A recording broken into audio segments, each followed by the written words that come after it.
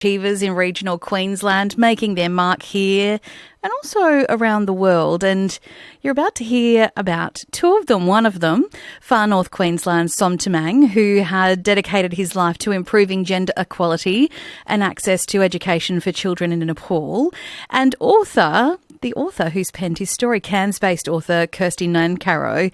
She's just been recognised at the 2025 Able Golden Book Awards, taking first place in the Multicultural Peace and Harmony category.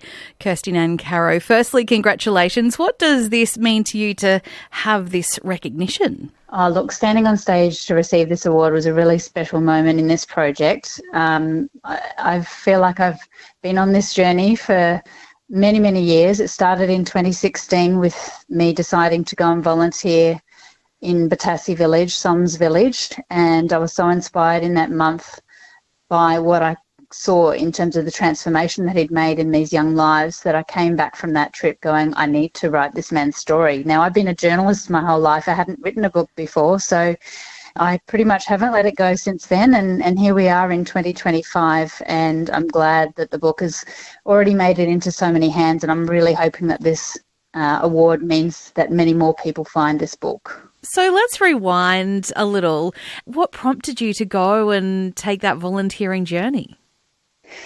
I interviewed some for the ABC when I was in the ABC Far North newsroom in 2015 after the earthquakes. It happened on April 25th, 2015. 9,000 people died, including Som's brother.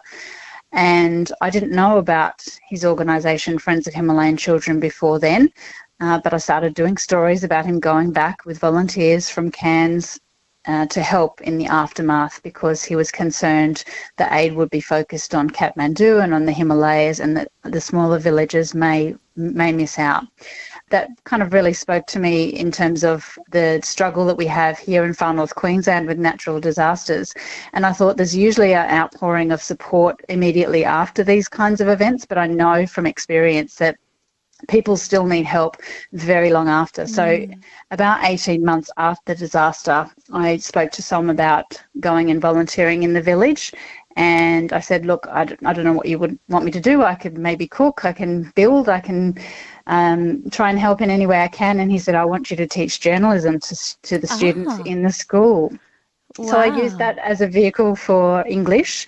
I ended up teaching all grades. In fact, I think my first day in the school, it was after a holiday period, and I was a bit freaked out about being a teacher for the first time. Yeah, as you would be. And by about the third class, there weren't any teachers left because it was just after holiday period, and they only had a few students from each class. So I ended up with everyone from kindergarten essentially to grade 10 in my classroom. And I thought, what am I going to teach that works for all of these age groups? And I'm a salsa dance teacher as well. So I took them all outside and we did a salsa lesson. But mostly I was teaching English and journalism while I was there.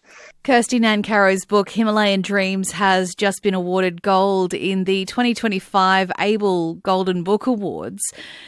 And it's quite a journey, isn't it, that Som has been on? Absolutely. And of course, you know nothing about this when you meet the man because he's so humble and he's always putting the community first. So it wasn't until I started to have more interaction with Som that I learnt that his own childhood was very difficult. He was born into a small farming family. They didn't have much money, and he helped raise money for his school fees and school uniform by selling berries and trekking down to a village hours away to sell those. And then really wanted his education so bad that he ended up following a village uncle to Kathmandu without telling his parents because he was promised that he would be placed with the family and able to go to school. At that stage, the school only went to grade 5 and he really wanted to finish his education. He knew that that was going to be a ticket to a better life. Unfortunately, he got placed with a family who treated him as their slave and he wasn't able to go to school. He was just cooking and cleaning and looking after their kids. And he finally escaped in 2 years after that. So at 12, he returned to his village. And of course, his education had had a big setback by then. So he kind of abandoned his own journey and decided to try and help his younger siblings. And then that extended to more and more children in the village.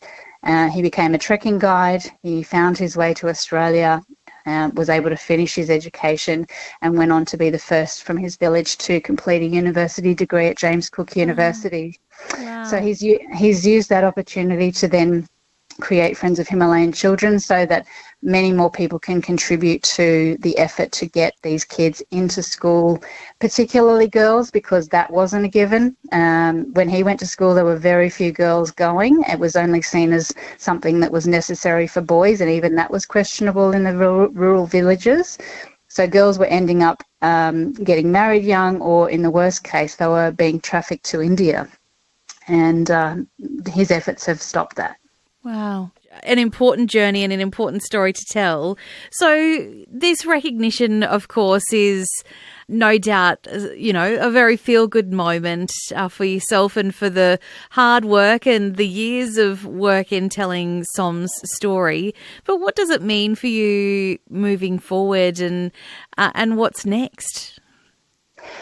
Look, I just want to keep getting out there and telling this story. I've done about, I think, 30 or 40 talks now, both here and overseas, and I would like to continue raising awareness about gender equality in Nepal, about how still to this day 50 women a day are being trafficked to India from Nepal for the sex trade. And most people who read the book have had no understanding before that even happens. So I want to continue building on the work that this book is doing. I have a goal of raising $500,000 through the Rotary Australia World Community Service Project to finish the last 2 years of Batassi School. It currently goes to Year 10, which is a huge achievement from Grade 5, but still those senior students either drop out or have to go to another village many hours away to finish their education. So for me, I just love to keep getting out and talking to people. I've spoken to lots of book clubs lately, and that's a real joy because you can have really intimate conversations about the story and people's own experiences in Nepal. That's Cairns-based author Kirsty Nancarrow, who's just won the Multicultural Peace and Harmony category at the 2025 Able Golden Book Awards. It is news time now.